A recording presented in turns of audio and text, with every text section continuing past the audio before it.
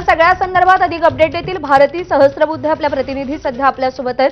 भारती, ज्या प्रमाणात हा अपघात झालाय, मोठी जीवितहानी झाल्याची शक्यता वर्तवली जाते, काय अपडेट्स आहेत? अत्यंत मोठा अपघात आहे हा, खूप मोठा अपघात आहे। आपल्याजवळ जी माहिती आता मिळते ती अशी आहे की अहमदाबादमध्ये अगदी लँडिंग करत होतं हे विमान, त्या वेळेला मोठी दुर्घटना झाली आहे आणि ते विमान क्रॅश लँड झालेलं आहे। जी अगदी प्राथमिक माहिती आहे त्या प्राथमिक माहितीनुसार साधारण 135 प्रवासी या विमानामध्ये प्रवास करत होते। आता काही लोक असं सांगतात की बोईंग विमान होतं, त्यामुळे कदाचित आंतरराष्ट्रीय विमान असू शकतं, जी माहिती अजून आपण काढतोय। मात्र हे खरं आहे की हे विमान अहमदाबादलाच येणार होतं, लँडिंग होत होतं आणि अगदी लँडिंगच्या काही मिनिट आधी या विमानात ला अपघात झालेला आहे, ते क्रॅश लँड झालेलं आहे। ते एका रहिवासी भागामध्ये पडलं असल्यामुळे तिथे रहिवासी भागात ज्या इमारती होत्या त्या इमारतींना सुद्धा बऱ्यापैकी क्षती पोहोचलेली आहे, ही सुद्धा माहिती आपल्यापर्यंत येते आहे। अपघात खूप मोठा आहे। मी माफ करा, आपल्याजवळ आता नवीन अपडेट आलेला आहे, लँडिंग नाही तर टेक ऑफ करत होतं, अगदी नुकतंच निघालेलं होतं हे विमान आणि त्यावेळीच हा अपघात झालेला आहे। त्यामुळे अगदी काही क्षणात मध्येच हा अपघात झाला असण्याची शक्यता आहे। अहमदाबादमध्ये ही खूप मोठी दुर्घटना झालेली आहे।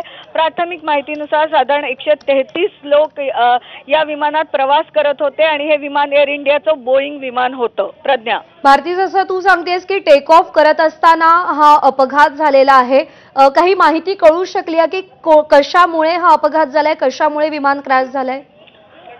आता आपल्या जो अगदी क्षणाक्षणाला नवीन माहिती येते, अगदी काही वेळापूर्वीच हा अपघात आहे। हा इंटरनॅशनल फ्लाइट होतं, हे टेक ऑफ करताना अपघातग्रस्त झाला आणि आता आपल्याजवळ जी माहिती आली आहे त्यानुसार अहमदाबादहून लंडनला जाणारं एअर इंडियाचं बोईंग विमान होतं, ज्याचा हा अपघात झालेला आहे। अत्यंत मोठी दुर्घटना आपण विमान अपघाताची म्हणू शकतो आणि आता ज्या पद्धतीने आपल्याला माहिती समोर येते खूप मोठा हा अपघात आहे आणि खूप लोकांचे यात जीव गेले असण्याची शक्यता आहे, भीती आहे। प्रज्ञा, भारती, अपडेट जाणून घ्यायचेच आहे तुझ्याकडून।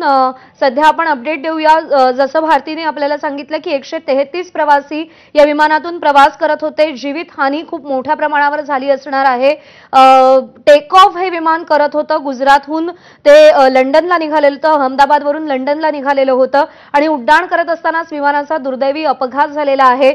मेघानी नगर परिसरामध्ये हे विमान कोसळलेलं आहे, जो रहिवासी एरिया आहे, त्यामुळे रहिवासी भागातल्या त्या लोकांना सुद्धा याचा मोठा फटका बसलेला असणार आहे। तिथे सुद्धा खूप मोठ्या प्रमाणावर नुकसान झालेलं असणार आहे आणि 133 प्रवासी या विमानानं प्रवास करत होते।